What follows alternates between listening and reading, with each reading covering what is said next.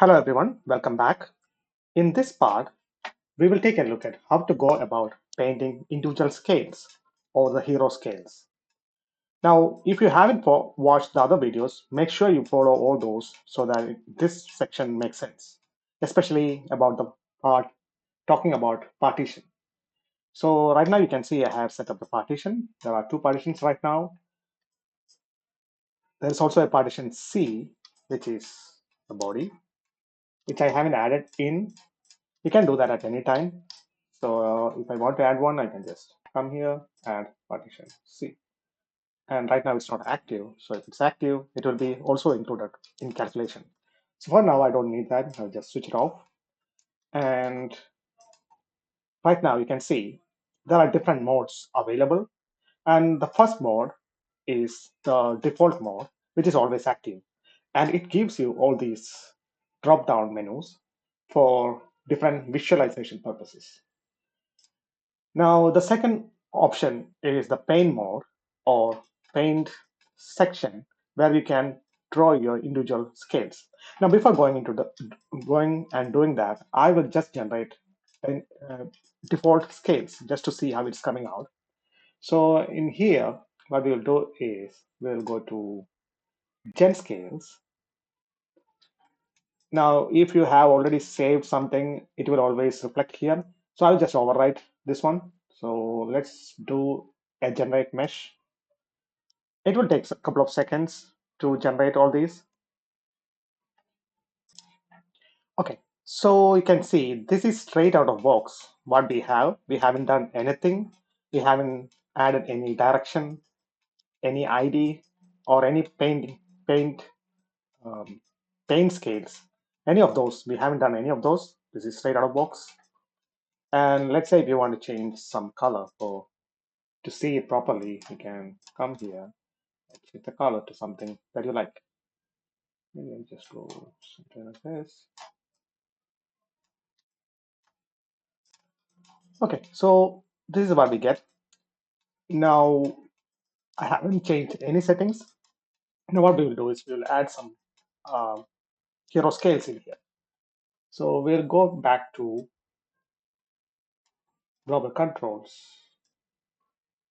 You will switch on the paint ID paint button, and then you will get a clean canvas to paint on. Now, one other thing is if you go into paint mode, paint tab, when you switch on paint mode, you get this paint tab, and there's a section called clean BG. If you switch it off, you can see all the other underlying colors or underlying tiles. Now, it might be worth going into unlit mode so that you can see the colors properly. Now, if you want a uh, clear tiles, much more clear tiles, you will need to go much higher in resolution. So 4 might be ideal. Okay, so you have a clear tiles visible, and this is more ideal for painting. So what I will do is I will keep the resolution as 4 and I'll start painting. Now, one thing to note is that you have a closed mouth, so painting across is quite difficult.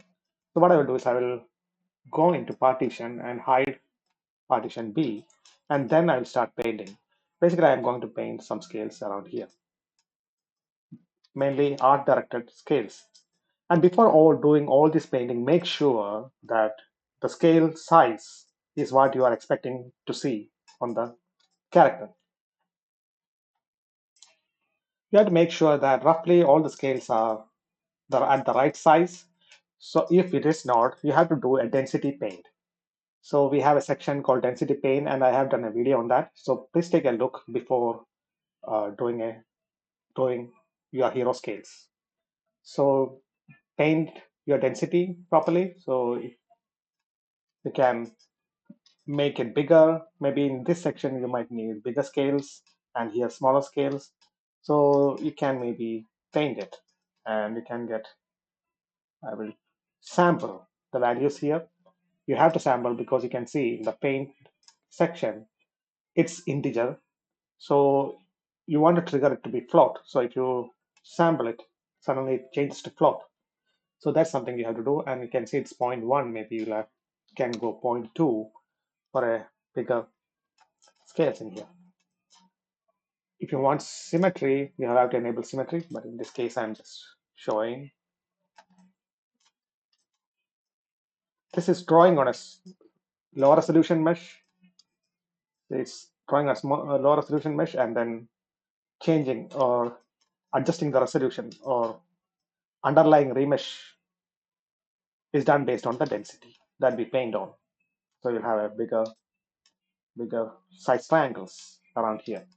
Maybe I'll change the values a bit bigger. Let's see, go for 0.4. Maybe in here, around here, you have bigger size. And you can also smooth it plus holding down shift. With the basic Houdini brush operations. Okay, so these area will have bigger triangles.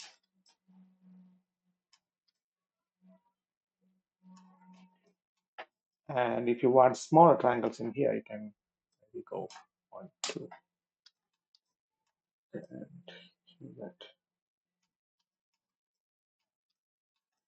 These will be smaller, so I don't want that smaller. Maybe I'll go for something bigger. Or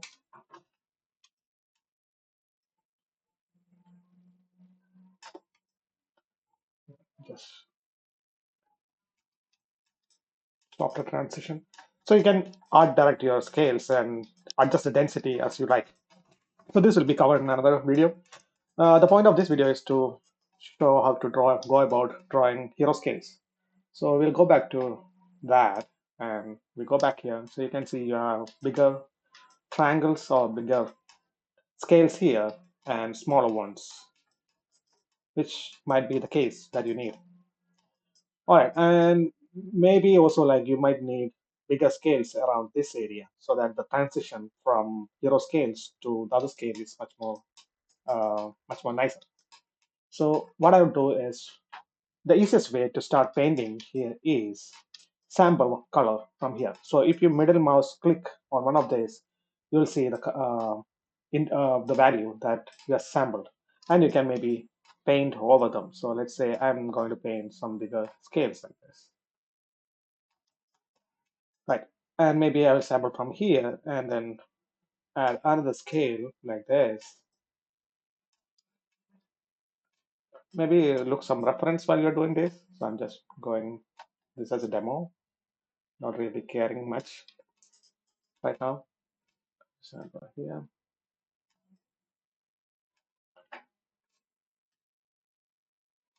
Now, when you're doing this, remember you can use symmetry in here, but I would say avoid using that because it's difficult to match the colors on both sides with this symmetry.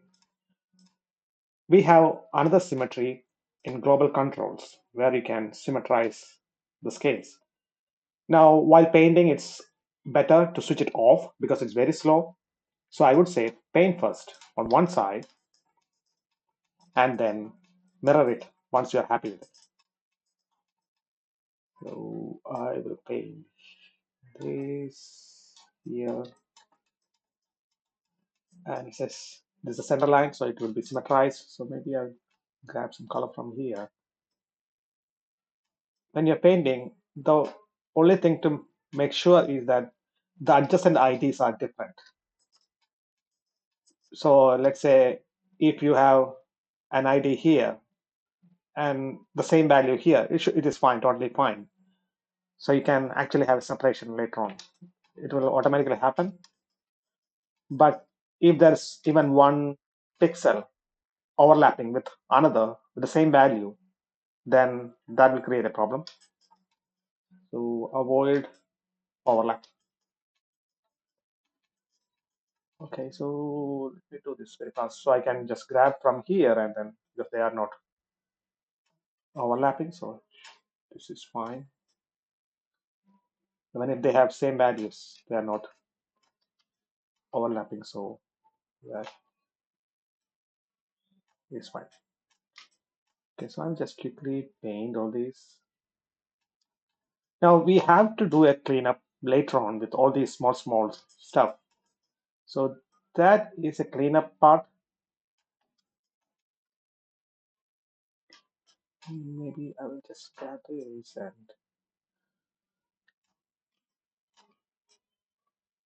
sometimes uh, these colors might be very distracting.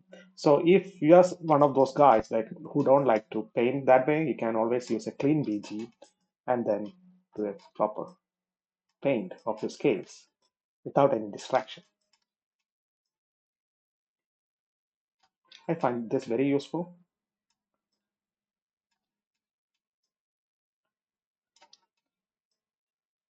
Okay. And and you can go to, because we are not able to sample colors from here in this mode, what you can do is you can use the slider to put some values and then you can use it. Okay, so this is the top part, and let's say you want the lower part, you want to add paint, you can just hide the upper one and then start painting. So the same deal. I'm going to fast forward this part so that it's not boring. Okay, so I have very roughly done a job. It's really bad, but when you're doing a hero character, make sure you paint it properly. And you can also add the scales over here. So I will quickly add that too, just for the sake of it. So here is a rough painted scales. So I'm just really doing very bad uh, quick paint of the scales.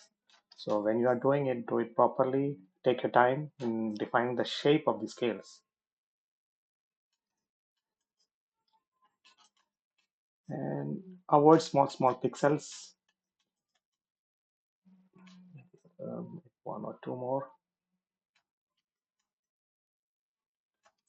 You can erase off is the same standard ZBrush operation, Houdini operation where you can control middle mouse and you can just rub it off or erase it off and then paint. So all that is available in these paint tools.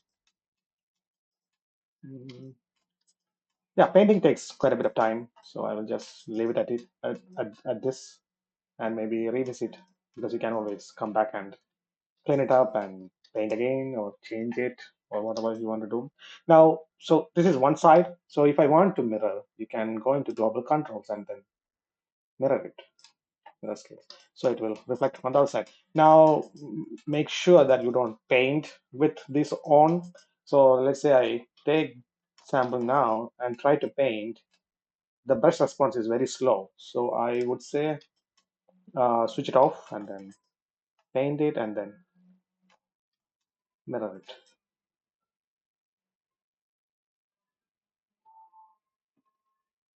Okay. So let's say this is good for now. Mirror, and that's it for painting scales. So we'll just quickly generate this. I'll go to edit mode. I'll quickly generate a version and let's take a look. So let's say if you want to compare, you can always create a version, new version. So if I go to 2 and then you can generate mesh.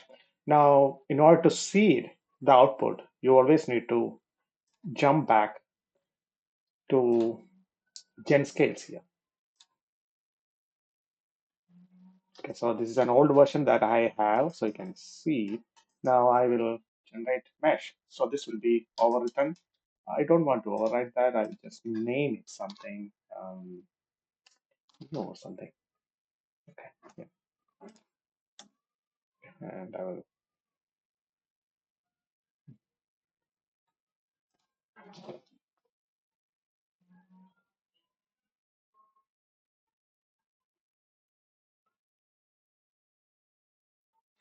So this takes a bit of time. I think at least 1 minute it will take. All right, so this is what we got right now. It's not great, but we can see all the tiles and splitting. What happened here? Now, one thing to do is reduce the noise. It's a bit too much.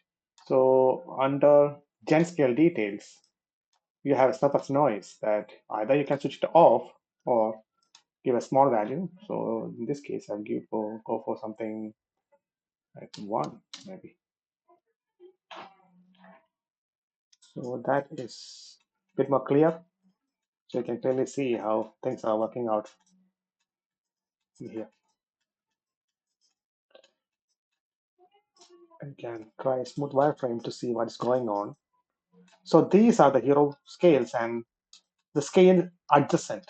There's a transition happening, which is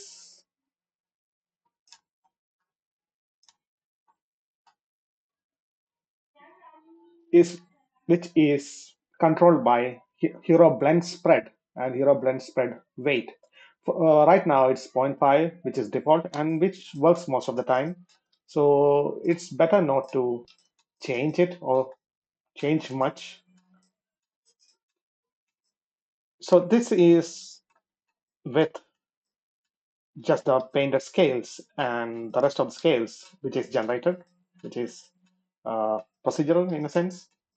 Now, what we want to do is add direction and density, and this should get to a better, we should be able to get better results than this. Now, this is a generic scale, so we might need to give different types of scales. So we'll get into that in the next section. All right, thank you.